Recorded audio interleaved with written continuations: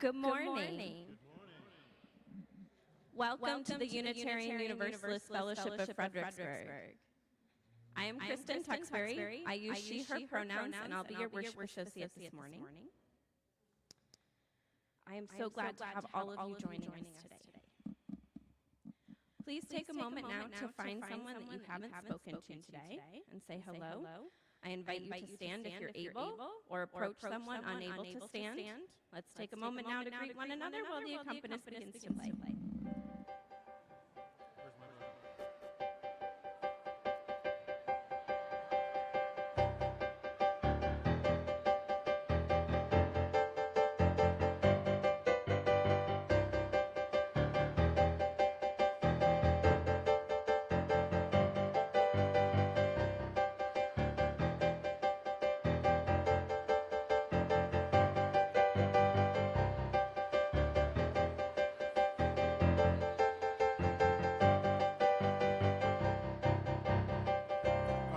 If you can stay standing if you want, let's sing our opening song together.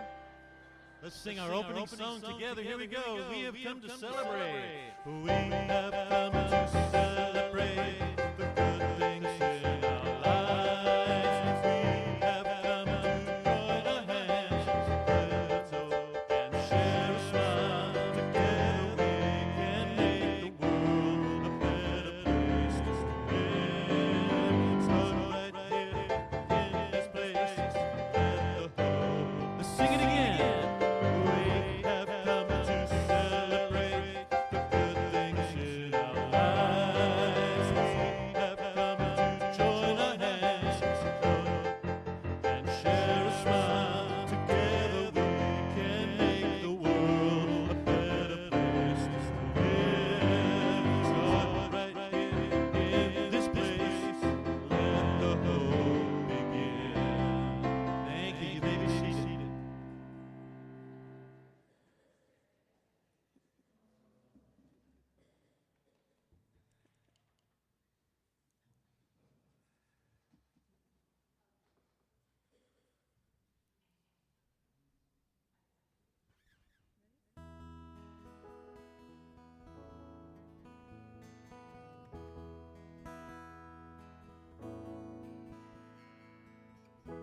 Nobody can tell ya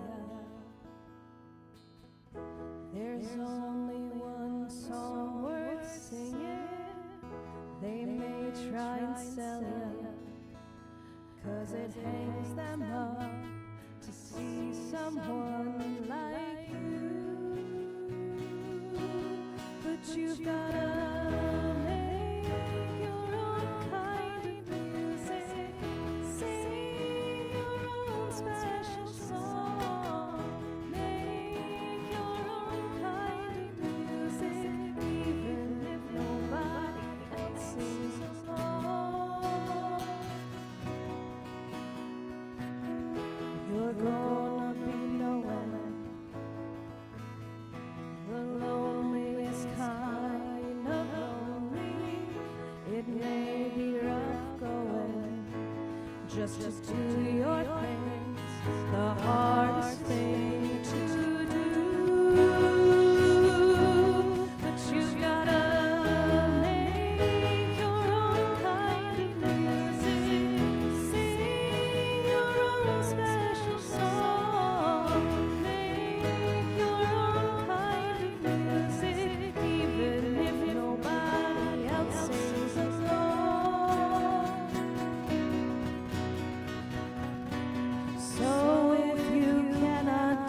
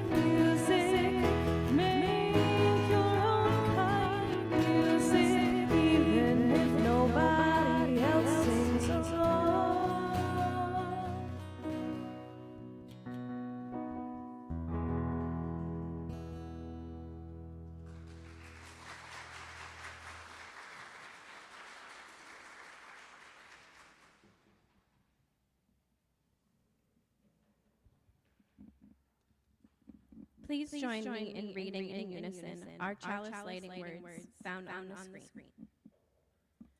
In a world filled with darkness of ignorance, let us bring the light of reason. In the world filled with darkness and despair, may we share the light of hope.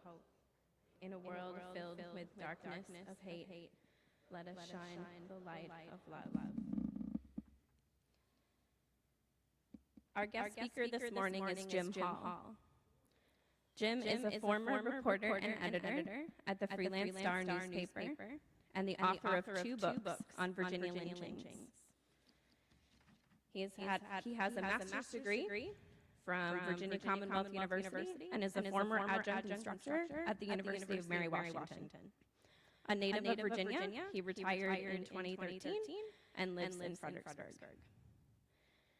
Jim will talk about his current book, Condemned for Love in Old Virginia, The Lynching of Arthur Jordan, History Press, 2023, which tells of the tragic romance between Jordan and Elvira Corder, his employer's daughter. The nonfiction account is based on an 1880 incident in Fauquier County. After Jim Hall's presentation, there will be time for reflection. We want to hear from you. This is a two-way conversation, and we hope you will join. We love hearing what you have to say. Please welcome Jim Hall.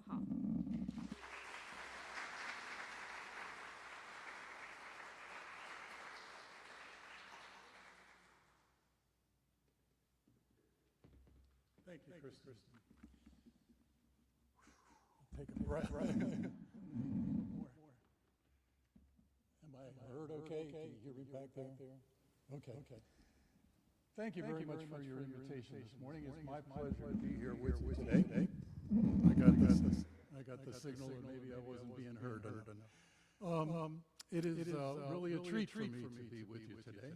I have given about 60 of these talks of some version or another over the last several years since publication of the first book.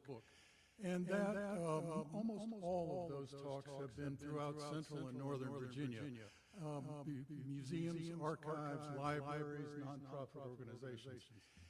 And to my misfortune, as I see it, I haven't had a chance to talk at home here in Fredericksburg. So it is very much of a treat when I am able to do that. I see many familiar, smiling faces. We could have a neighborhood street meeting here this morning. I think we have several neighbors here. I appreciate it. Steve Watkins. And I also want to make a special call out to Patrick Newstatter. Patrick and I many years ago were members of a writing group, and our obligation to each other was to bring a new piece of writing to the group each month. And I brought what became chapters in this book. And I received very, very warm welcome from the members of the group. But I grew increasingly frustrated in the story, and I couldn't tie up what I saw as loose ends. And I said several times to Patrick and the other members of the group, I'm tempted to drop this story. I just am not happy with the way things are going. And to his eternal, my eternal thanks to them, they encouraged me not to do that, to keep working, keep plugging, that a mystery is not a bad thing, that readers like mysteries, and I have learned since completion and publication of the book that is exactly true. It is, there are loose ends, and it may be frustrating in some ways, but you can supply your own ending to it, perhaps. So this morning I'd like to talk to you about the story of Arthur Jordan and Elvira Corder. It is love at the time. There we go. I think of it as love at a time of hate. As apologies to Marquez, love in a time of cholera. This is love in a time of hate. It is a story of racial intolerance and violence in post-Reconstruction Virginia. And it seemed appropriate here in this fellowship meeting on a Sunday morning to also consider the failings, the moral and personal failings that occurred that led to this tragedy. We do so because obviously Santa Ana has told us that if we don't learn from history, we are doomed to repeat it.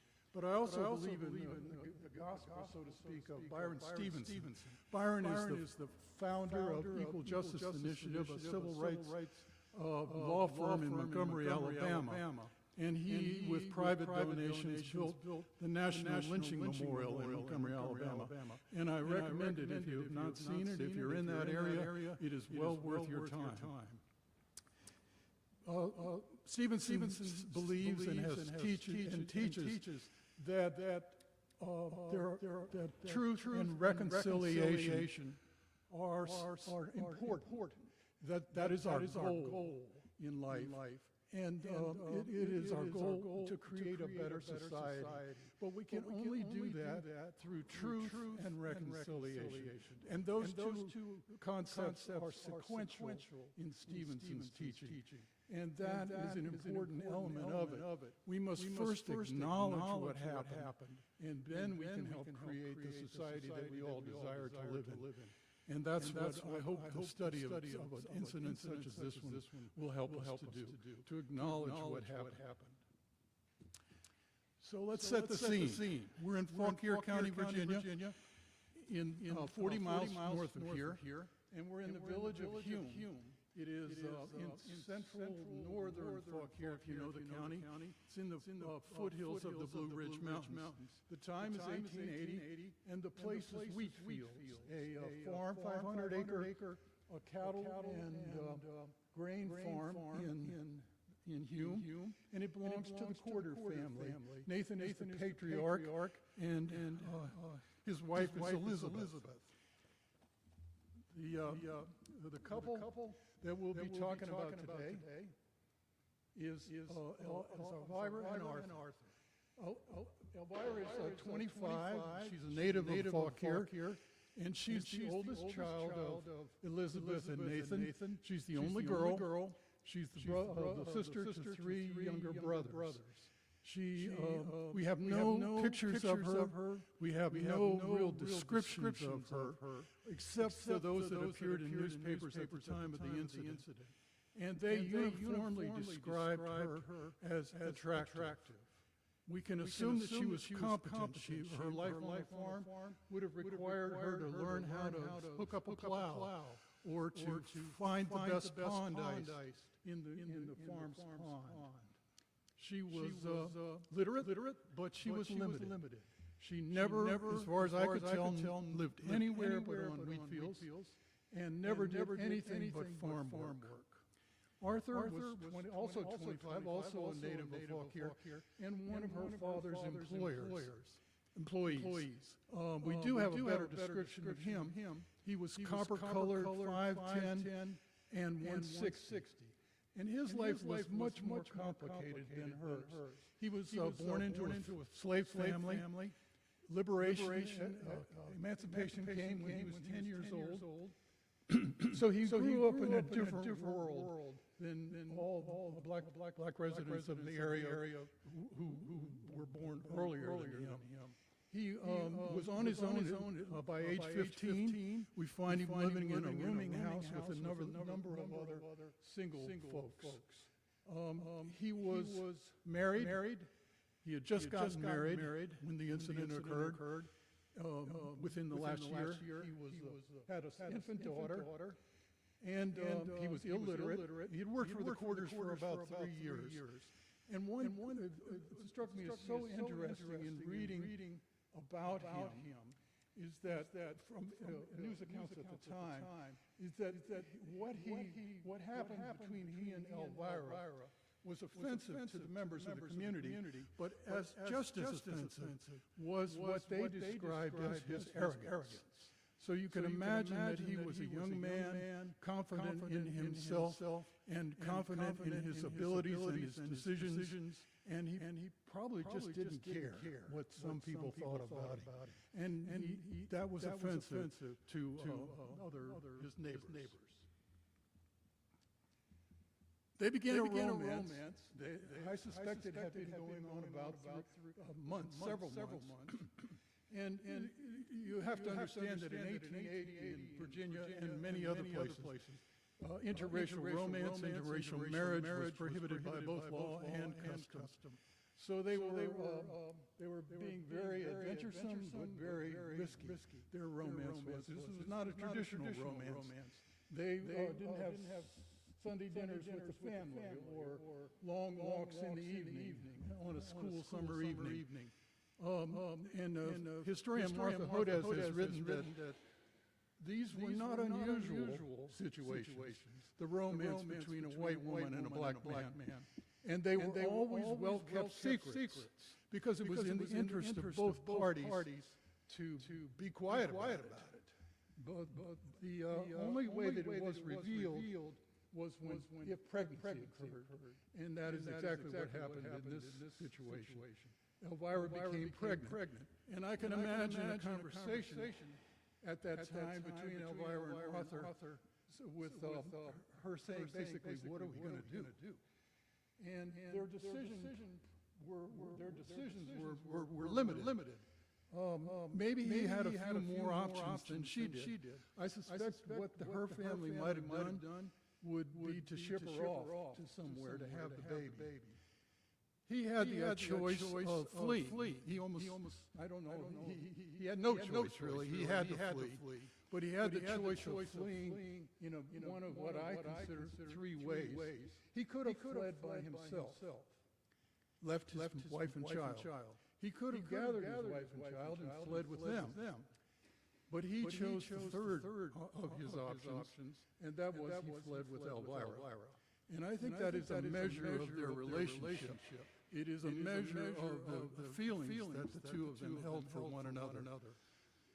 They, the family, of course, knew nothing about this. They hid it very, very well. But when the event occurred, when they fled, the family was able to look at these little incongruities that had arisen over the last several months.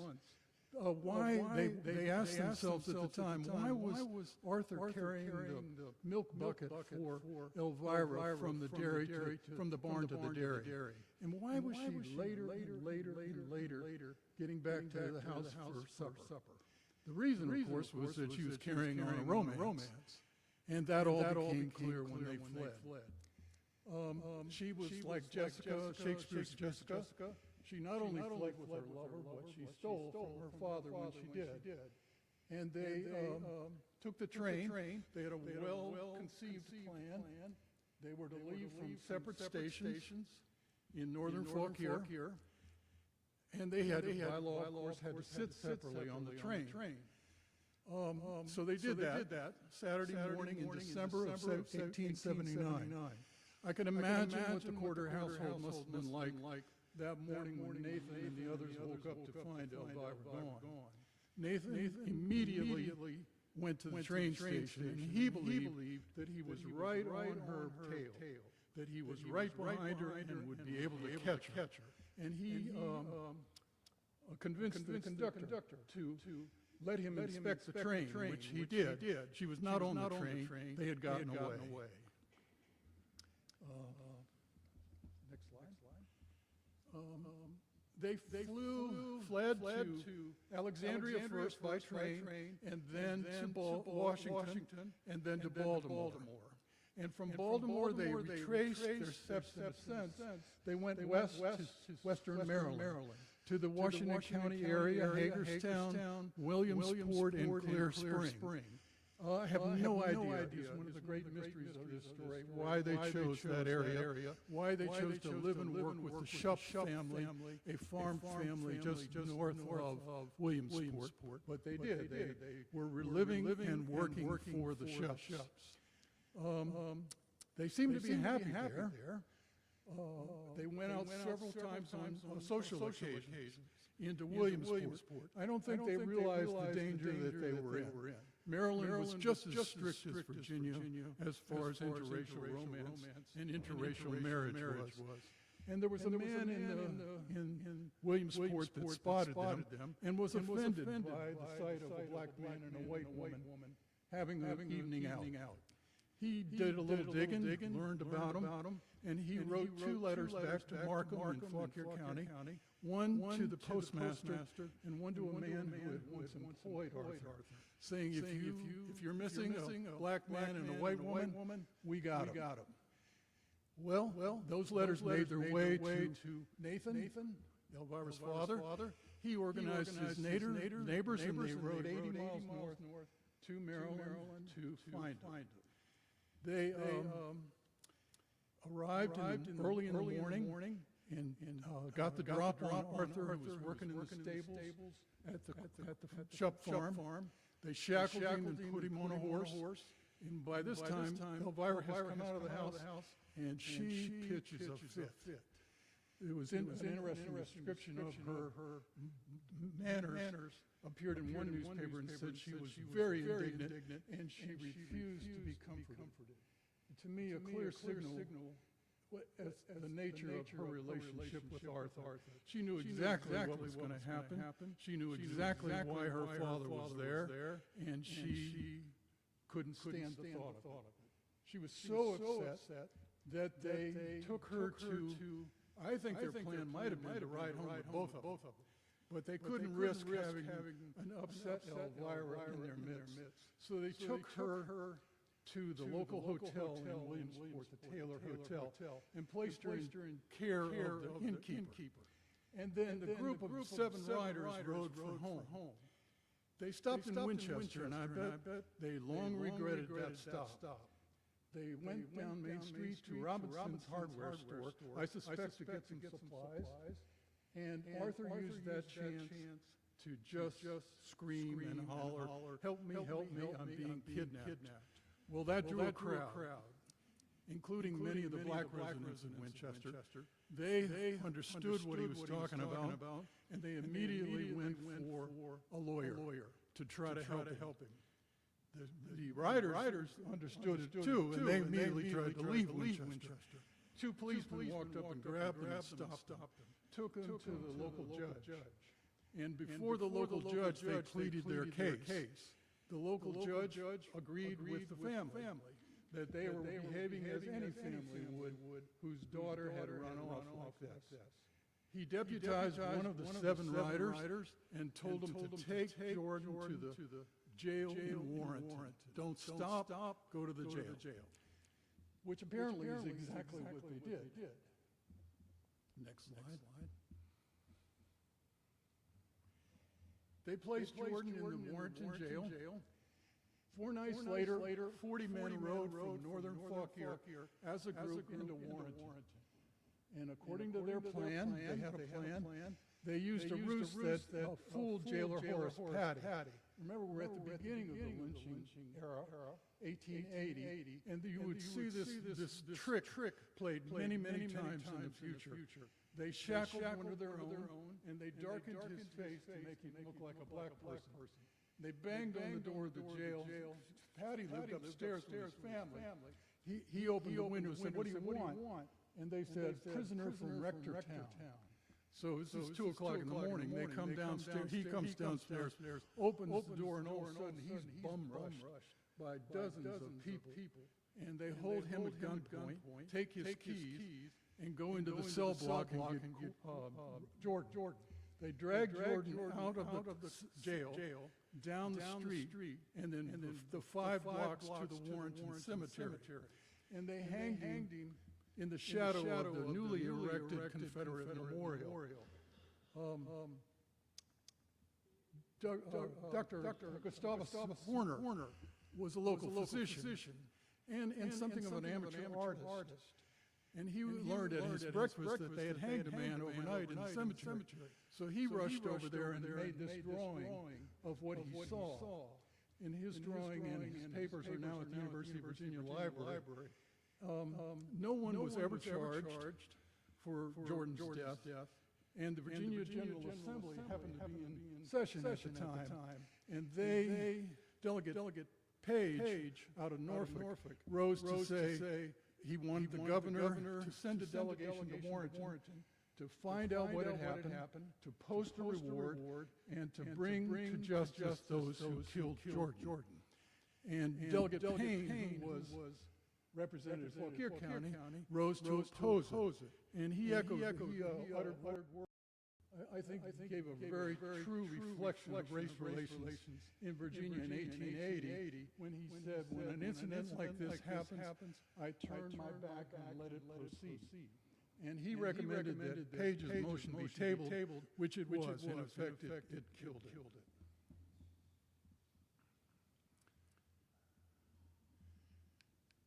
I asked myself, I thought it was appropriate this morning to ask why this might have occurred.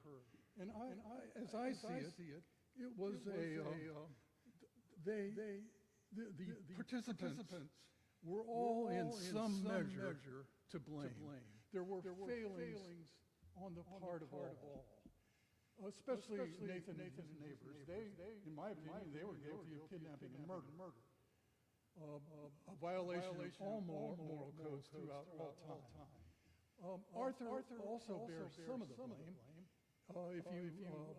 If you check the code at the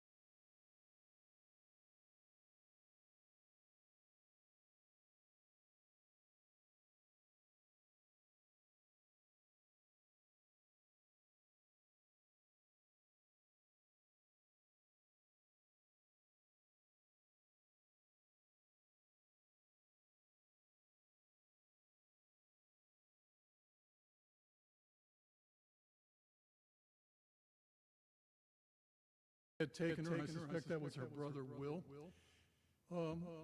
And then the family promised that they would return and get her and take her back home by train since she was pregnant, probably several months pregnant. But there she disappears. The family never returned to retrieve her. There's no record of her that I could find throughout those many years that followed. I was able to trace the members of her family through all of their life events, including from marriage to birth of child, to sale of the farm, to moving to Loudoun County, to their death, the causes of their death, their burials. I found it all for all of her family members. I found not one word about her. And I suspect that she was the victim of an honor killing, what we would call today an honor killing, where her family sent somebody there to kill her or did it themselves. And it so erased all trace of her being. We do have one mention of her, and that occurred in 1890, 10 years after the incident. Nathan filed his will in the Fauquier County courthouse. And in that will, he distributes what is an enormous amount of property for the time, a beautiful farm, and fortune. He divides it equally among his wife and his 3 sons. And I believe from the language of the will that the attorney said to him, well, what about Elvira? You can't just ignore Elvira. So he puts in a paragraph about Elvira. And he says, this is not to ignore my daughter Elvira, who died in Maryland. He does not say when or where or how. But should she survive, and that seemed a contradictory thought there, but that's how his will reads. Should she survive, or should any of her issues survive, I bequeath to them 1 cent. So the attorney, I think, told him, you must mention Elvira, and you must give her something to protect the other heirs from any claim made by her or her children. So it was a hostile token that he left her. 10 years after the incident, he's still furious with her for what she did. I'll be glad to answer any questions that you might have. No, sure.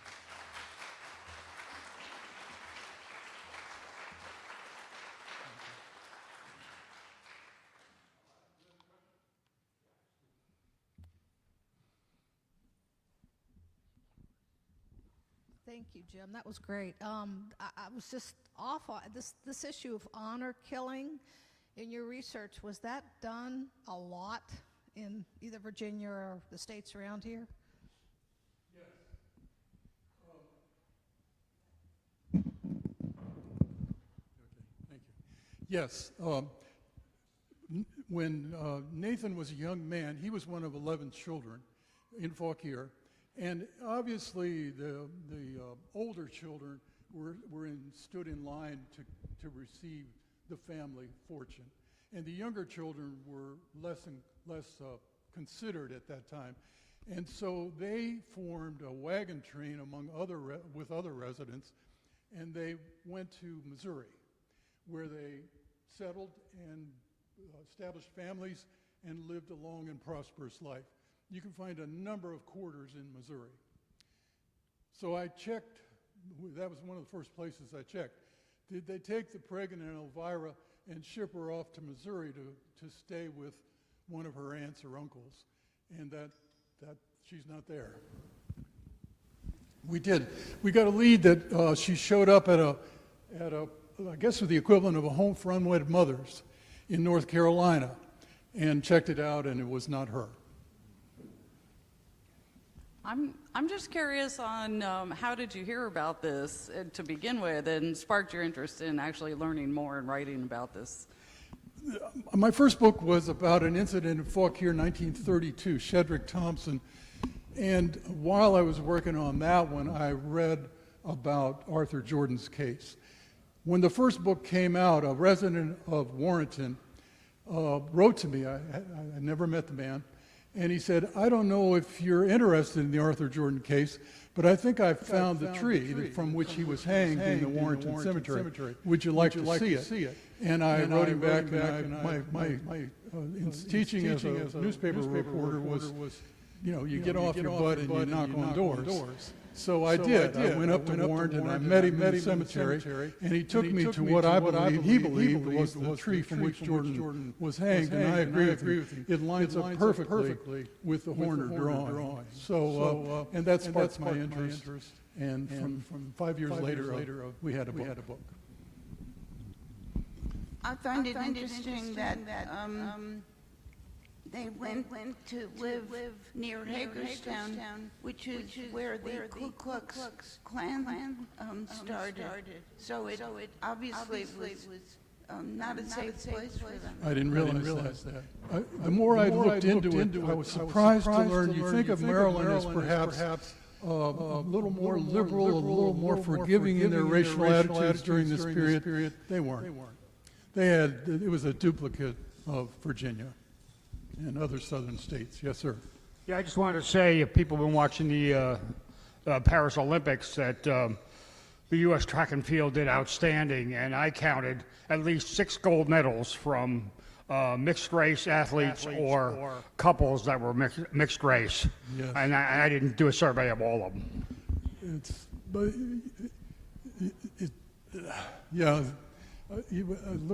Look around.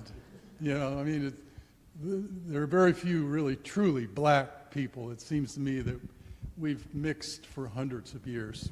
Yeah. Were there states or areas where interracial marriage was okay and not a big deal? There probably were. That was I don't know the answer to that question. I remember when Loving versus Virginia was settled by the Supreme Court in 1967, there were still 16 states that prohibited interracial marriage. So I assume back in 1880 there were dozens and dozens of them. But my belief is that Arthur had the option perhaps they both had that option of fleeing farther north. And they might have found friendlier confines in Massachusetts or New York, perhaps. Yeah.